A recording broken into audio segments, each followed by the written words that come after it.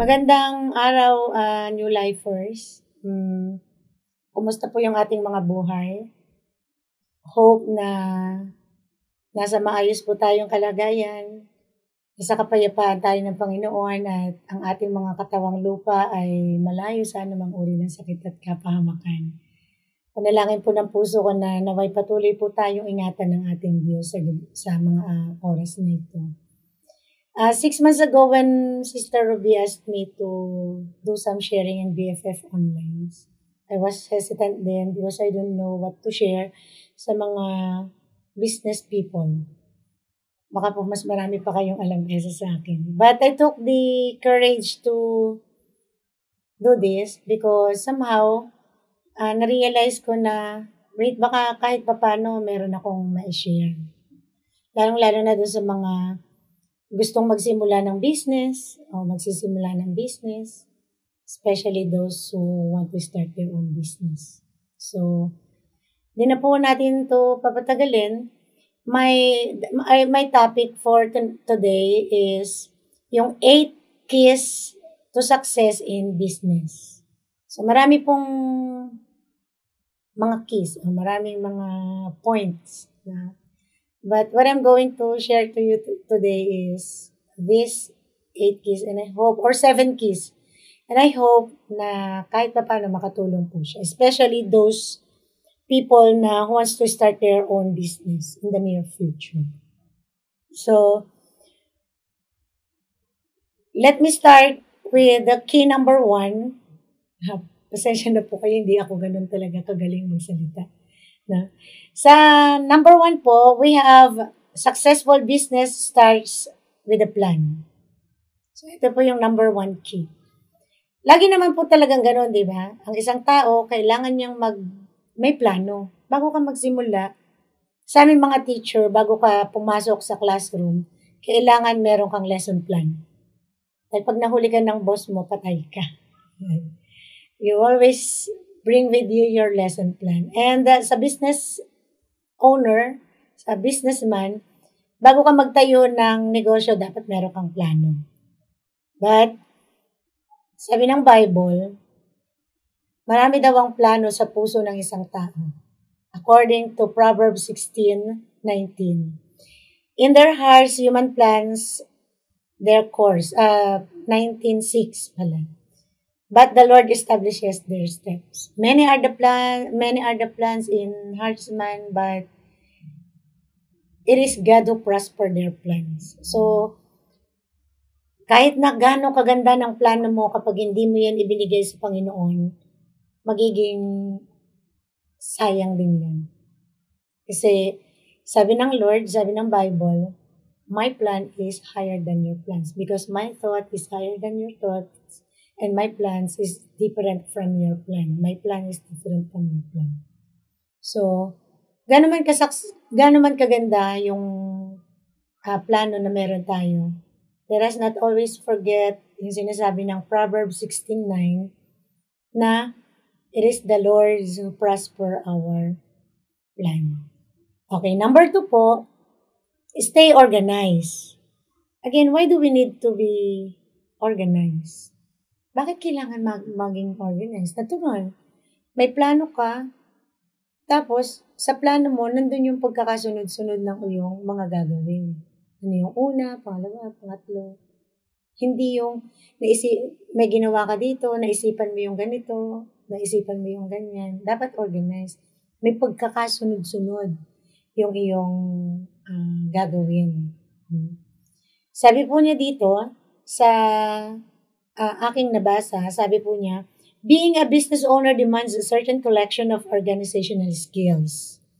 For most business owners, this includes creating a daily to-do list to help them stay focused. Diba? Tama naman po. Kapag meron kang plano, i-organize mo yung gagawin mo para alam mo kung ano yung uunahin mo. One step at a time. Kasi pag magulo, ang tendency pag magulo yung ano mo, wala kang matatapos. At biblical po to. Sabi ng 1 Corinthians 14:40, sabi niya, but all things must be done properly and in orderly manner. So, dapat lahat daw ay orderly manner. So, lahat ay aayusin, gagawin ng maayos para hindi papalpak. Kasi pag pumalpak, yun yung tendency na magtatanong ka, magko-question ka. Sabi na nga ng Bible, all things must be done in orderly manner. So, if you want to be organized, again, refer dun sa Bible.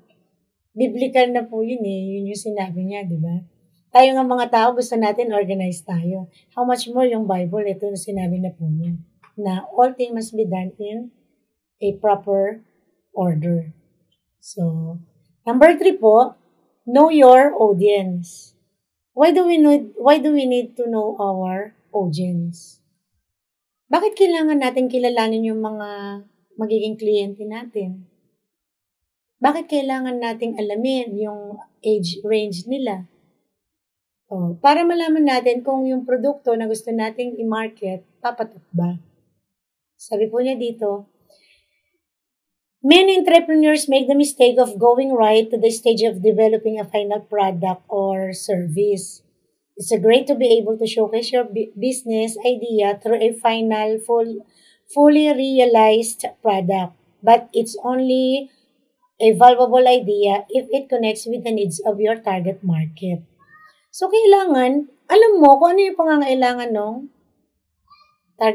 target na tao. No? Alam mo kung ano yung gusto nila. Bakit?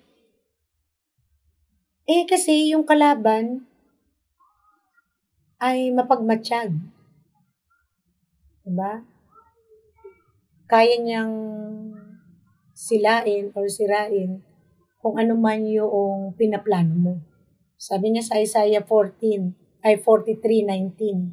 Sabi niya, sabi ng Lord, no? Bakit kailangan natin madayan? Siyempre, bago mo i-please yung mga tao ito, i-please mo muna si Lord dun sa produkto or dun sa business na gusto mong itayo. Mapi-please ba ang Lord dyan? Okay ba sa kanya yung business proposal mo? Sabi niya sa Isaiah 43:19, behold, I am doing something new. Diba? May ginagawa na. May audience ka na, hindi lang yung mga tao sa paligid mo. Pati ang Lord tinitingnan ka niya. It's already happening. Don't you recognize it? I will clear a way in the desert. I will make rivers on the dry land.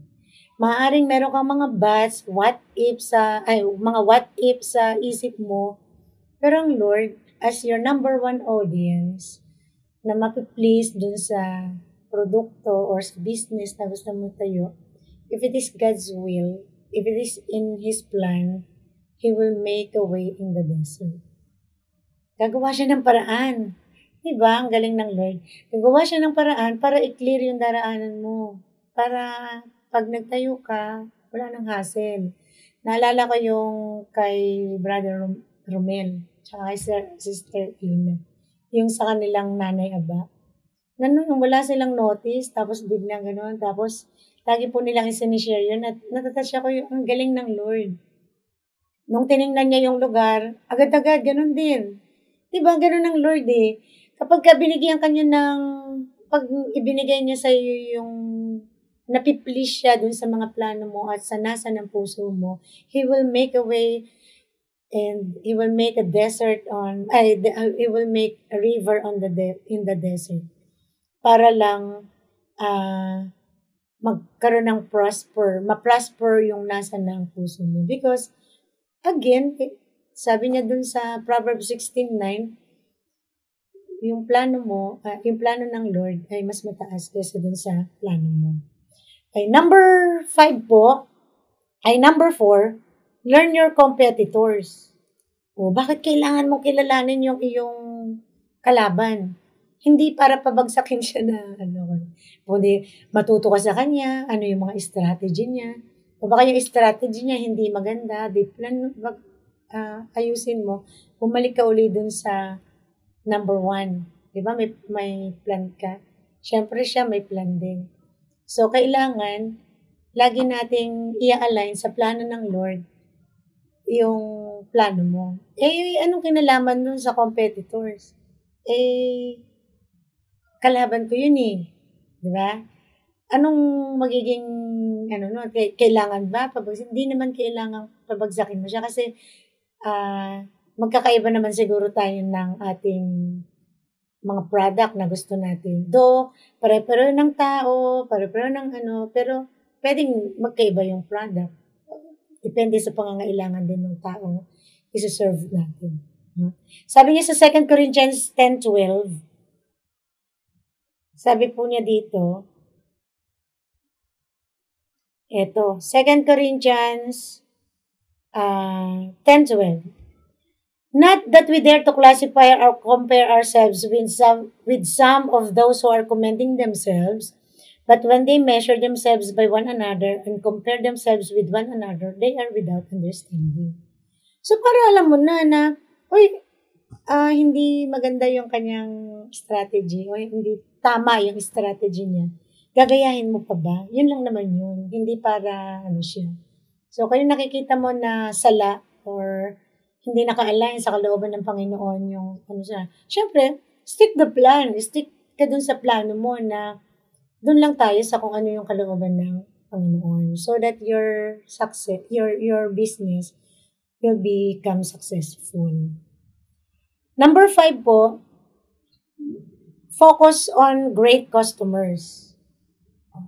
Why do we need to focus on great customers?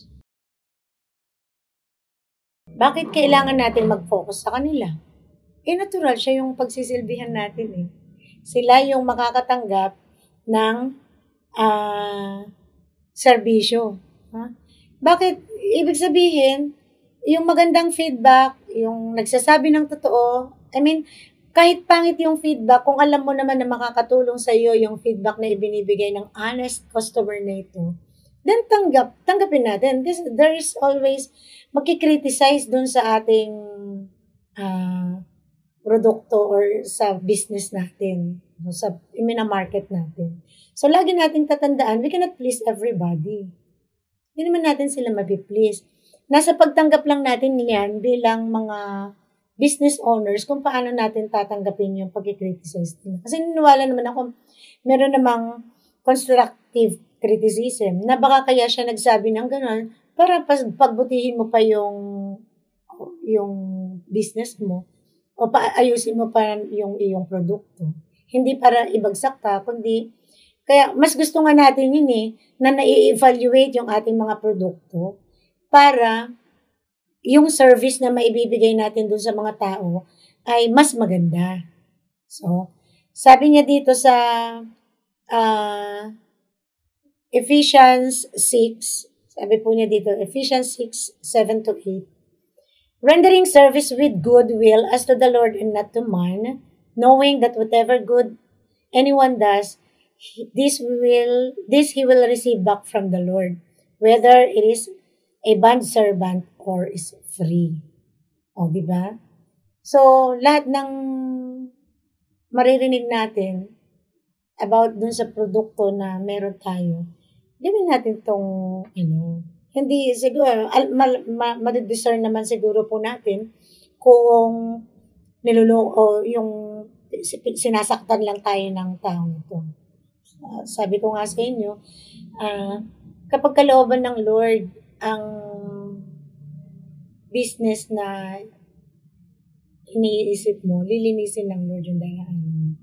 Aalisin niya yung mga bagay na makakasagabal sa pag-unlad o paglago or pag-put up mo ng business. Sabi din niya sa 1 Colossians 3:23 or sa Colossians 3:23, ito po yung sabi niya, whatever you do, work heartily as for the Lord and not for men. See, when you ask God about your business and you ask help from Him, 100%, bakit ka makikinig dun sa sasabihin, sa sinasabi ng ibang tao?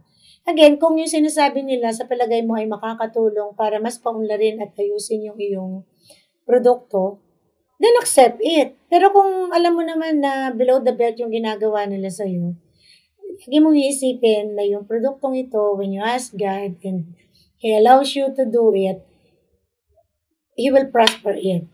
No? Hindi ka pababayaan ng Lord. Kasi alam mo, ginagawa mo to, hindi para sa taong yan, kundi para sa Panginoon.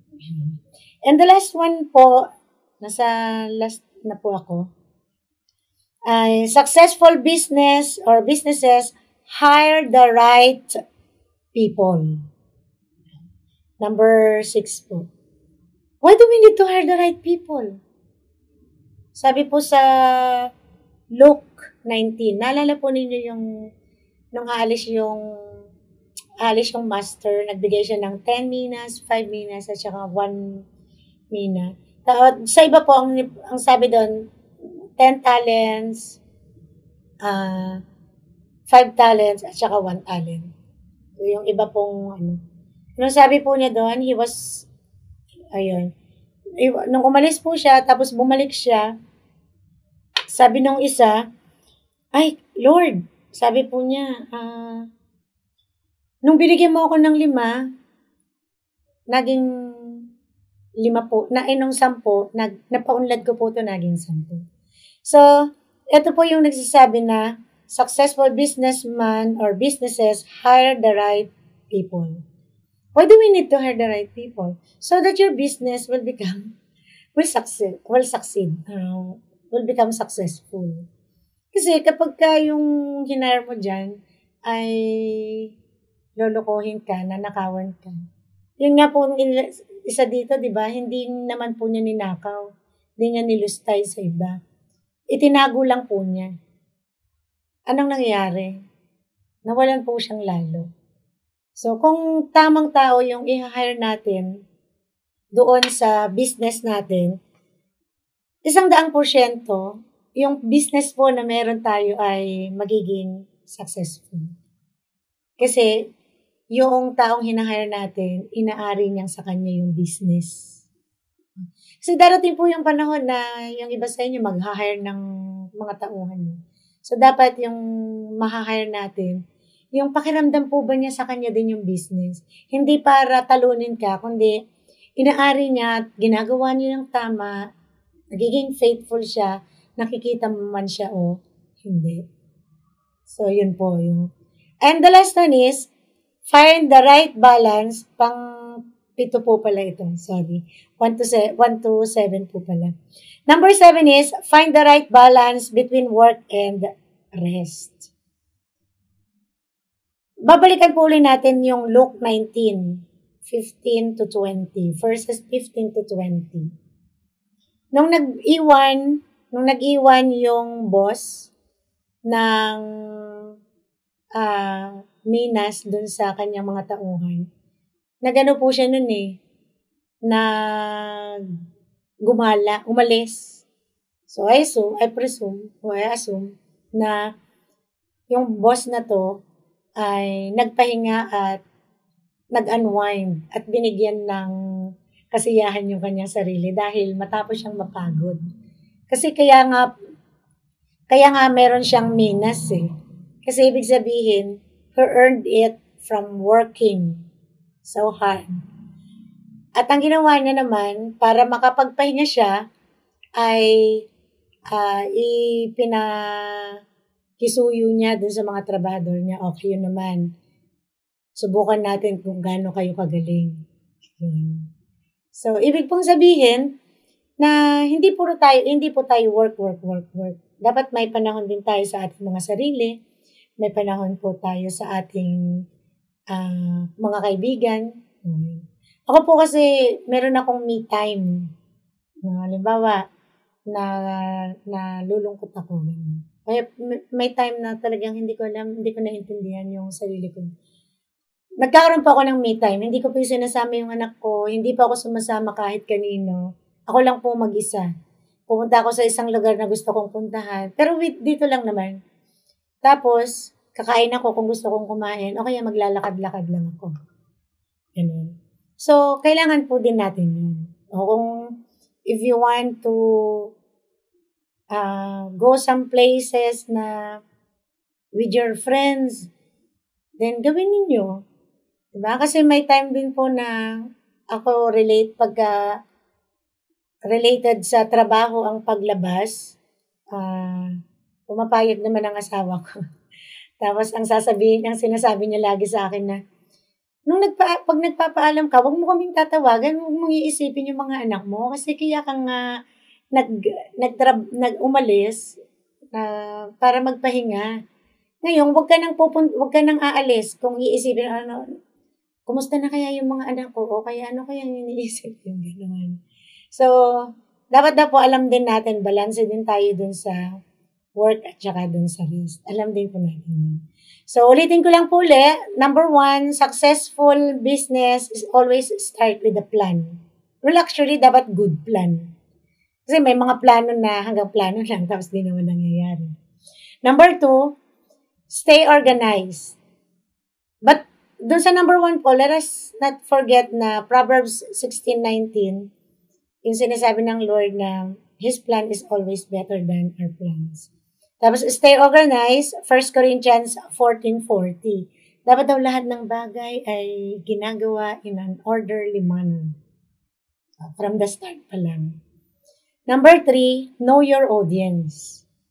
Dapat alam mo kung sino yung imamarket mo. Pero bago mo sila kilalahanin mo na si Lord yung first audience mo at siya yung unang mapiplease doon sa mga plano mo. Number 4, learn from your competitor.